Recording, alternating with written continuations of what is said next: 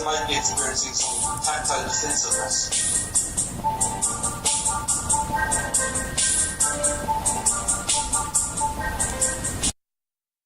All right. Hello, everyone. I hope everyone's doing really well.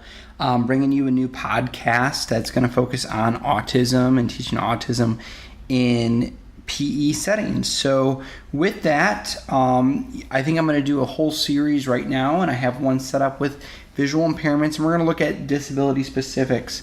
So we have a whole line set up for you, and this is broken up into two sets.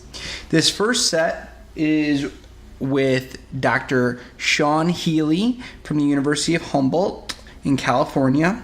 Melissa Bittner, one of my colleagues, former guest. She is about to be a doctor in about 2 weeks' time, and she's currently at Texas Women's University and traveling very soon to California State University, Long Beach. And we also, lastly, but not least, is we have Dr. Martin Block from the University of Virginia, and he is also the author and editor of A Teacher's Guide to Adapted Physical Education, including students with disabilities in sports and recreation, which is a great textbook on teaching students with disabilities in a PE setting.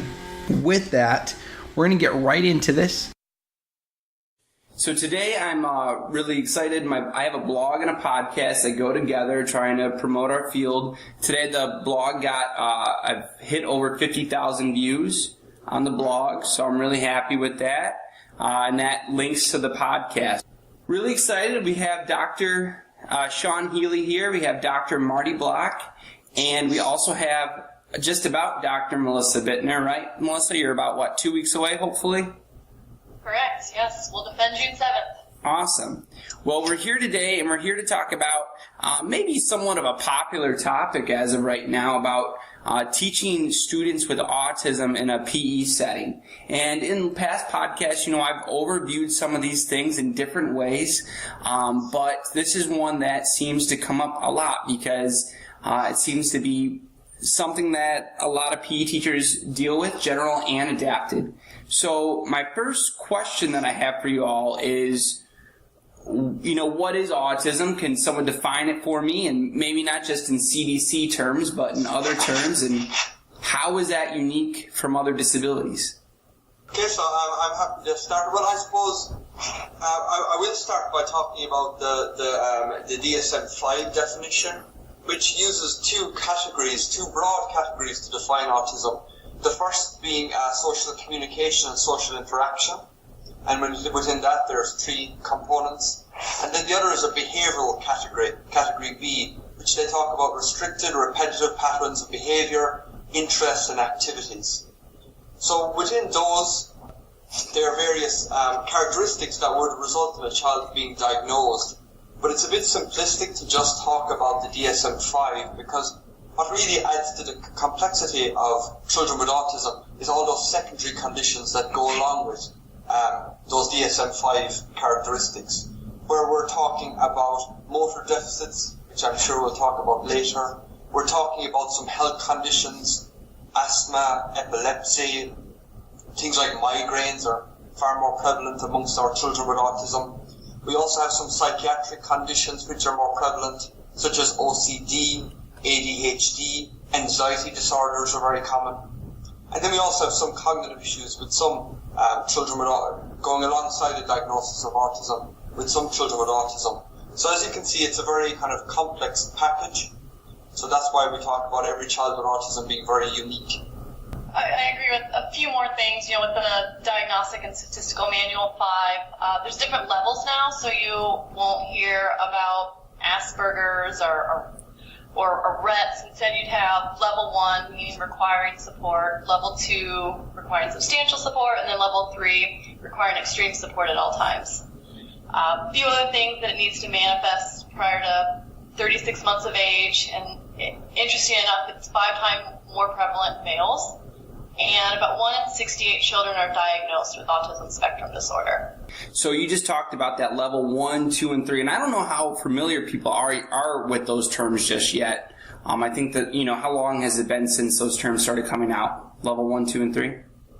It was like May 2014. Okay.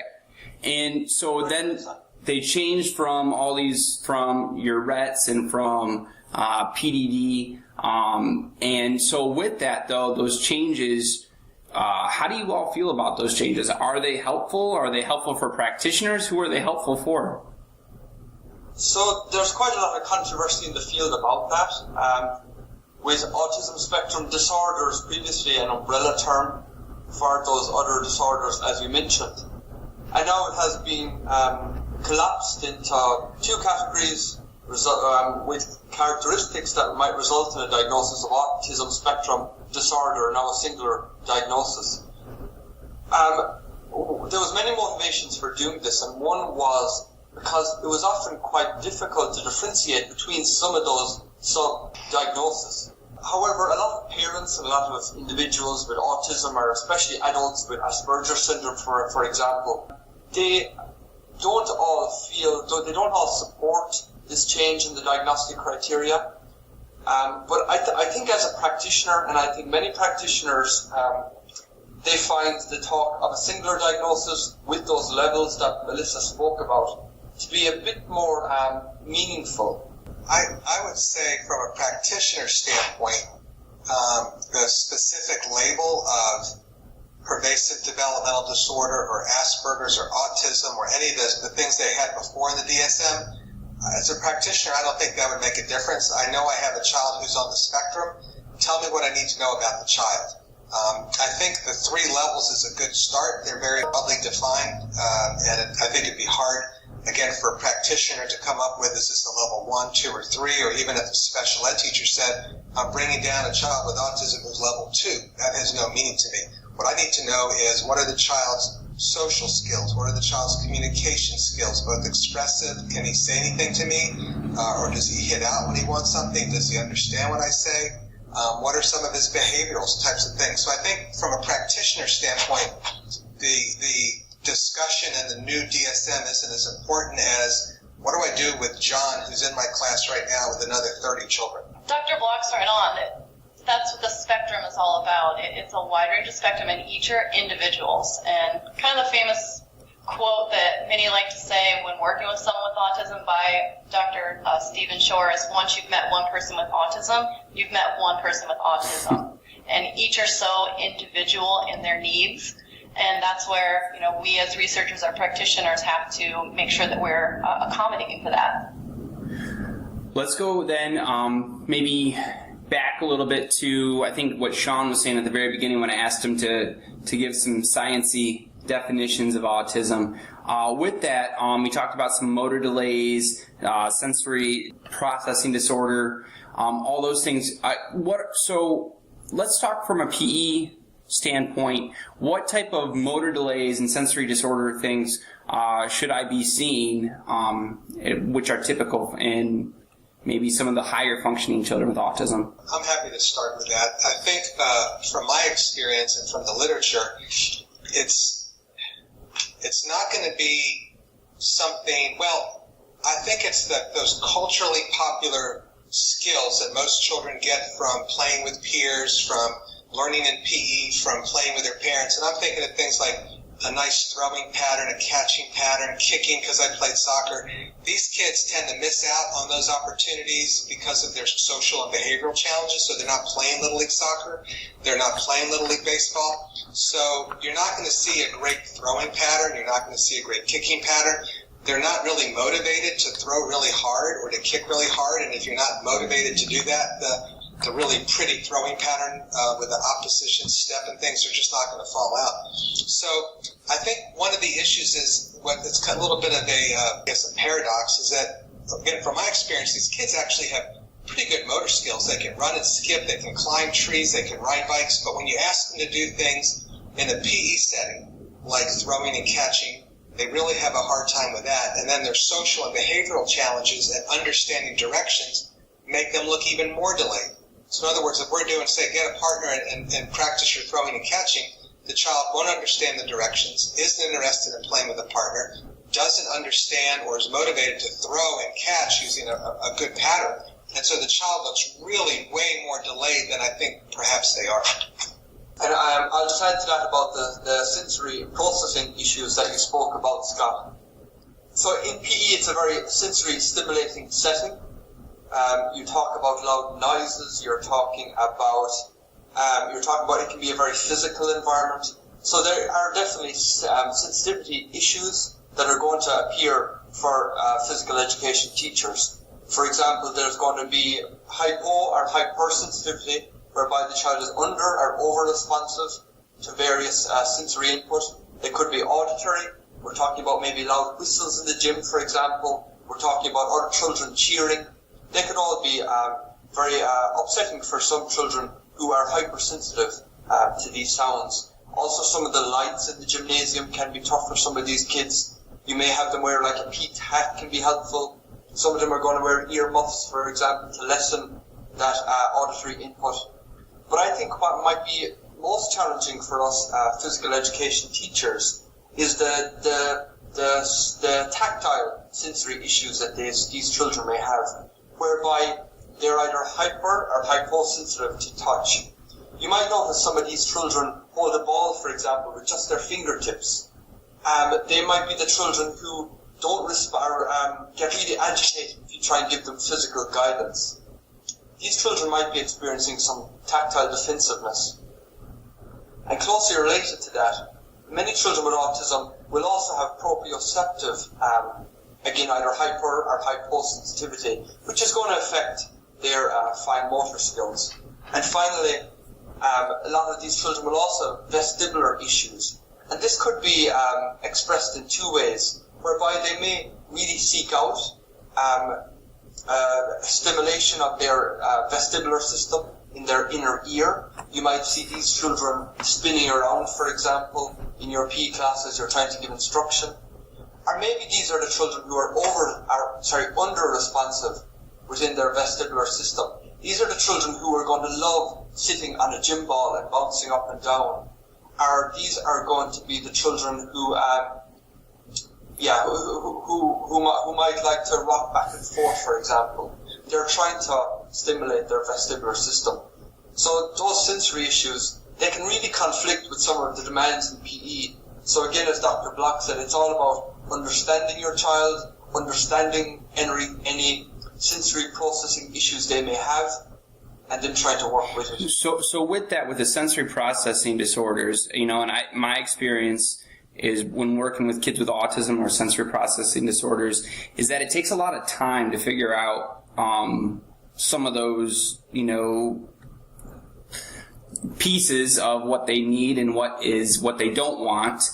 Is there some ways as practitioners that, it sometimes takes weeks, months, years to figure some of those things out with some of our kids with autism? Is there any ways that we can try to streamline that? And is there any assessments or tools or anything like that with sensory processing disorder that we can try to move that along so we can better identify those things faster?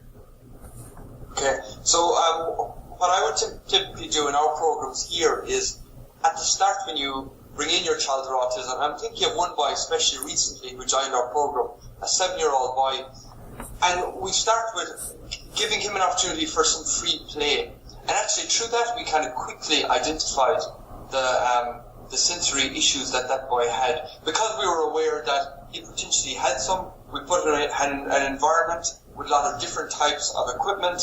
This boy, for example, very quickly started jumping up in our dome cones. And again, we kind of quickly found out that was trying to stimulate his vestibular system. We put him on trampolines later, we put him on large gym balls, and we kind of quickly realized that that's what his behaviors were trying to achieve. And then we integrated that into our program, whereby once that boy, he completed a station on some fundamental motor skills, his reward was bouncing on the gym ball, again giving him that response that he so desired. So I think just by giving them the opportunity the opportunity for us to observe them in the environment, observe how they interact with equipment pieces, I think actually you can identify potential sensory issues quite quickly. You just in that informal setting. All right. I'm going to go back to talking about that motor delay piece again now too, which I think Dr. Block answered a moment ago. So with this, and this is a topic that has come up, I don't know, maybe in half the episodes I've done now, about eligibility for APE services.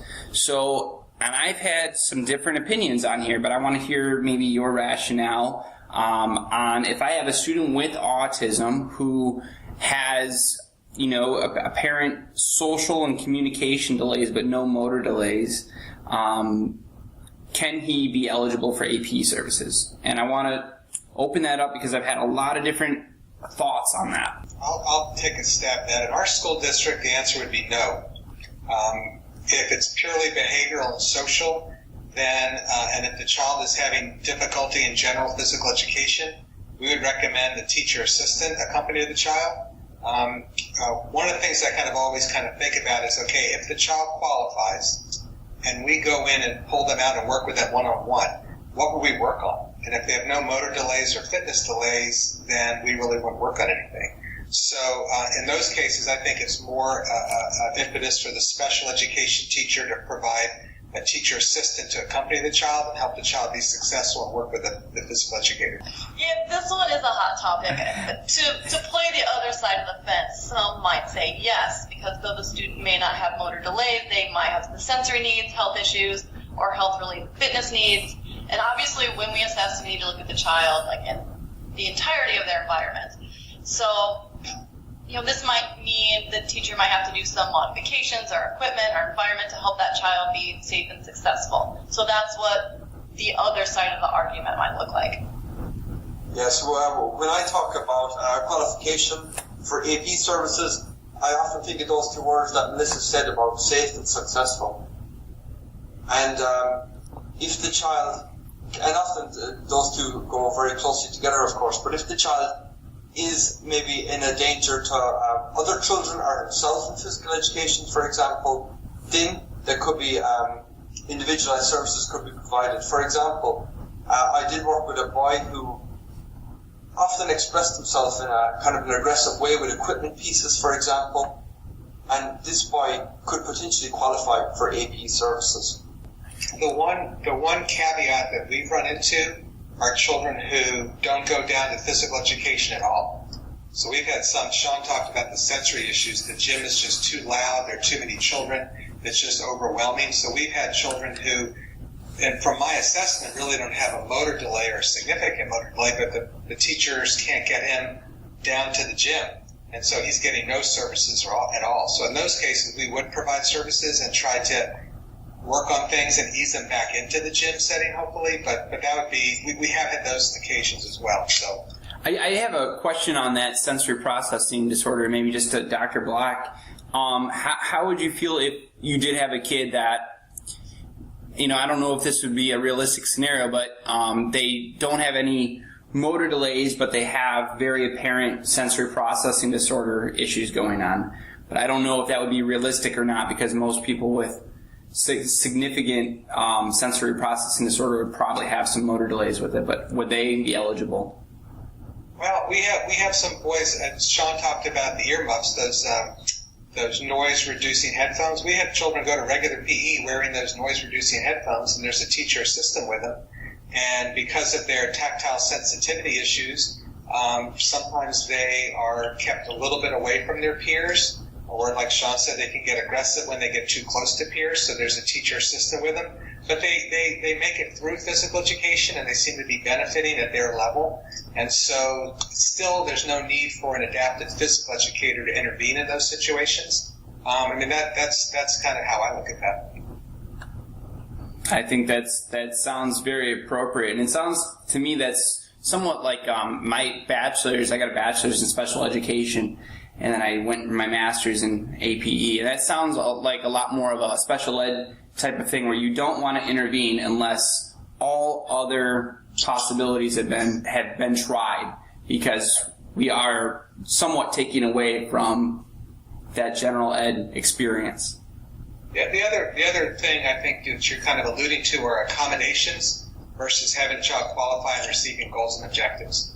And I think a lot of children with autism are under the realm of they need accommodations, but not necessarily a unique IEP. Absolutely. And that's just good teaching. Yeah. So with that, kids with autism that are on an IEP, maybe kids that are not on an IEP, what is effective PE programming going to provide to them that they might not be getting otherwise? Well, my personal favorite thing that I've seen very effective is using visual supports. These are things like visual schedules and countdown strips to help the child know how many more they have to do when they're finished. Some type of a task organizer or video modeling to know what I'm supposed to do. So again, if you can imagine a child with autism coming down to physical education, and it's almost like they don't understand English, that their communication skills are such a deficit. So they don't understand the verbal directions. They may not even understand demonstrations. So they're very confused, and confusion leads to anxiety, and anxiety can lead to unwanted behaviors. So a visual schedule that tells the child, we do this first, then we do this, then we do this, and then within that, here's how you do this activity. So you're going to go to a station, that's our first activity, and it's a throwing station. When I go to that station, I see some pictures of throwing, and there's a box with a set number of balls, and I know when all the balls are empty from the box, I know I finished that activity. Those types of visuals, in my experience, really help keep the child calm, less anxious, focused, and much more successful. I would also encourage practitioners to look into other evidence-based practices, which that means just practices that are supported by research. Dr. Block obviously mentioned the visual supports. I think he mentioned the video modeling as well. A few others would be social stories. And a social story is really going to help that child with autism deal with a social situation. Whether it's taking turns or entering a new environment. So that can be a very beneficial teaching strategy as well. Others look into technology-aided instruction. So maybe using some iPad applications or projecting something up on the wall for the student to follow. A few apps that I know that are coming out specifically geared towards individuals with autism. Exercise Buddy uses a model that has autism to demonstrate physical activities. And also this summer, there's going to be an app, Athletes with Autism, that Dr. Dillon is putting out there that should be available this summer. And Athletes with Autism will have some social stories. It'll also have some video modeling and also include some visual schedules, and specifically, again, designed for individuals with autism. And I guess further on that, a way that you can find some of these evidence-based practices, if practitioners check out the National Professional Development Center on ASD, and another good source is the National Autism Center Standards Report.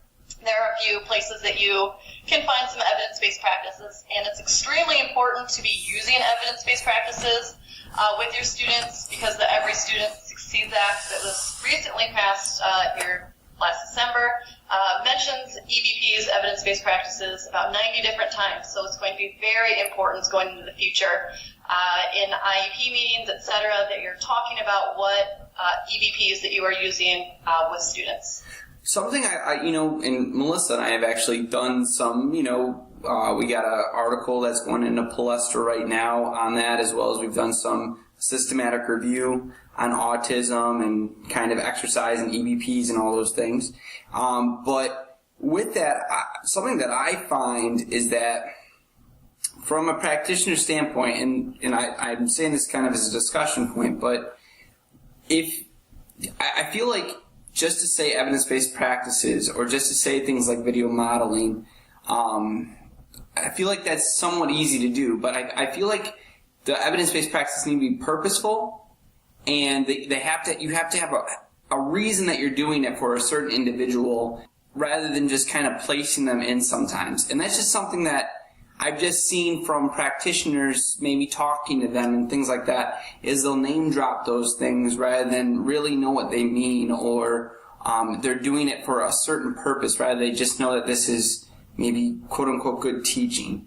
And so, because how many evidence-based practices are there for autism? About 20, 30, something like that? Depending on the source, yeah. Yeah, and so is it important that we are selecting the right ones for the right child as well, or for the right situations? Absolutely. I can share a little bit of that story that I dealt with my dissertation. We were using picture task cards, and part of our inclusion criteria, we did a recognition assessment with, at the time we were using 3 to 5 year olds, and out of the 4 participants that we initially recruited, 3 of the 4 couldn't identify the pictures that we were using with them. So that's a big issue. Why are we showing all these children different pictures if they don't know what they are? So I think that's important as well, that it's not a blanket approach. It really needs to be individualized for the student that you are working with, and it's not a one-size-fits-all fix. Because because I have autism does not mean that it's a great strategy and it should be used, but it does not mean that I am naturally a visual learner. Correct. And so that's just, I don't know, sometimes I hear those things and I want to make sure that people know that too, that they need to be still used individually. With that, it's still okay, like if, maybe they're included in a general physical education class, it's still okay to use a global visual schedule with all the students in the class. It's just kind of good teaching practice to say, for warm-up, we are going to, do this exercise. For our activity, this will be next. And then finally we'll end with, maybe some cool-down yoga. That's good teaching, and that's okay to use some of those things, but you shouldn't throw everything at a student with autism. You really need to figure out what their particular needs are. And I often defer to the special ed teacher and parents. They work with the child much more than we have as physical educators, and so I would go down to the special ed teacher and say, what's effective? What works for this particular child? And maybe even talk to the parent. He's coming to PE. What have you found to be effective? And really rely on other people's help. Well, in addition to that, if you're using some of those visual supports, they should be seeing those same supports in the classroom, and they should be seeing those same supports at home. That really helps to have that collaboration with everybody. Great point. So it's not just in your gymnasium that those supports are happening. All right, everyone, that is the podcast for the day. We will have a new one out with the same people on autism, talking more about bullying, about inappropriate behaviors, and some of their current research that's going on. So stay tuned, and thanks for listening.